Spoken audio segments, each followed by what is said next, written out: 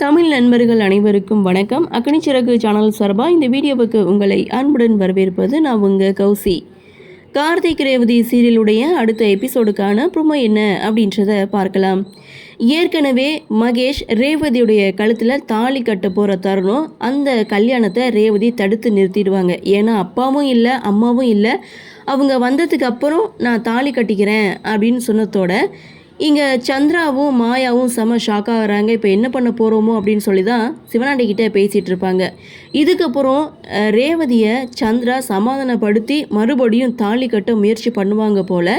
So அந்த இடத்துல மீண்டும் மகேஷ் பார்த்திங்கன்னா ரேவதியுடைய கழுத்தில் தாலி கட்ட போகிற தருணம் மறுபடியும் அந்த கல்யாணத்தை தடுத்து நிறுத்துகிறாங்க. ரேவதி, நீங்கள் என்ன சமாதானம் சொன்னாலும் என் மனசை அதை ஏற்றுக்கலை.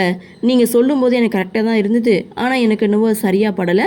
அம்மாவும் அப்பாவும் வந்துடட்டும், அதுக்கப்புறம் நான் தாலி கட்டிக்கிறேன் அப்படின்னு சொல்லி கல்யாணத்தை 2வது முறையும் ரேவதி தடுத்து நிறுத்துகிறாங்க. இன்னொரு பக்கம் பார்த்தீங்கன்னா சாமுண்டீஸ்வரி ஆட்டோவில் வந்துட்டுருக்காங்க. கார்த்தி அப்போ எங்கே போனார் அப்படின்ற கேள்விக்கு இன்னொரு பக்கம் கார்த்தி பார்த்திங்கன்னா அந்த நர்ஸை கூட்டிகிட்டு வந்தாங்கல்ல, அவங்க தலையில் அடிபட்டு ரத்தம் வருது. ஸோ அவங்கள ஹாஸ்பிட்டல் அட்மிட் பண்ணுறதுக்காக அவர் ஒரு பக்கம் பரபரப்போடு போயிட்டுருக்க. இன்னொரு பக்கம் சாமுண்டீஸ்வரி பார்த்திங்கன்னா ஆட்டோவில் வருவாங்க, சடனாக நடந்து ஓடி வந்துட்டுருக்காங்க. இதோட இந்த ப்ரோமோவையும் முடிக்கிறாங்க. 2வது முறையும் ரேவதி தடுத்து நிறுத்துகிறாங்க. அடுத்து 3வது முறையும் இங்கே கட்டாயப்படுத்தி தாலி கட்ட வைப்பாங்களா, அதற்கிடையில் சாமுண்டீஸ்வரி வருவாங்களா, எப்படி உண்மையை நிரூபிக்க போகிறாங்க அப்படின்ற ஒரு எதிர்பார்ப்போடு இந்த ப்ரோமோவை கொடுத்துருக்காங்க.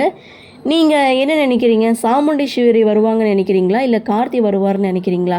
ஆக மொத்தம் யார் வந்தாலும் கல்யாணம் நின்று போகும். ஆனால் அதற்கிடையில் என்னென்ன குட்டி குழப்பம்லாம் நடக்க போகுதுன்னு தெரியல. சரி, என்ன நடக்குது, என்ன மாதிரியான சுவாரஸ்யத்தோடு கதைக்குள்ள நகரவை கொண்டு வராங்க அப்படின்றது நாமளும் பொறுத்திருந்து பார்க்கலாம்.